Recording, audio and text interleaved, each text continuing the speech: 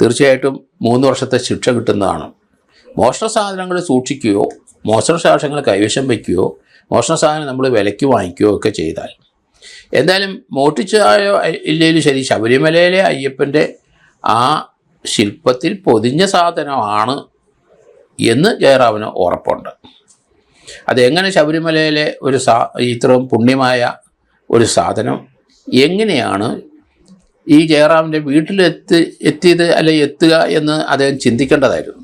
അത് ചെയ്തില്ല. ഗുരുവായൂർ ഭക്തനാണ്, പല ശബരിമല ഭക്തനാണ് ജയറാം. അതുപോലെ പല അമ്പലങ്ങളിലും ജയറാം ഭക്തിപൂർവ്വം പോയി പങ്കെടുക്കുന്ന നമുക്ക് കാണാം. അവിടെയൊക്കെ ചെണ്ട കൊട്ടും ഒക്കെ ഉണ്ടെങ്കിൽ അതിലൊക്കെ ലീഡ് ചെയ്ത് നിൽക്കുന്നതൊക്കെ നമുക്ക് കാണാം. നല്ല കാര്യങ്ങളാണ്. ആത്മീയതയെ വളരെ നന്നായിട്ട് മുന്നോട്ട് കൊണ്ടുപോകുന്നൊരു വ്യക്തി തന്നെയാണ് ജയറാം. പക്ഷേ ജയറാമിനെ ശബരിമല കൊള്ളക്കേസുമായിട്ട് ചോദ്യം ചെയ്യേണ്ടത് അനിവാര്യമാണ്. അത് തീർച്ചയായിട്ടും അടുത്ത് തന്നെ ഉണ്ടാകും.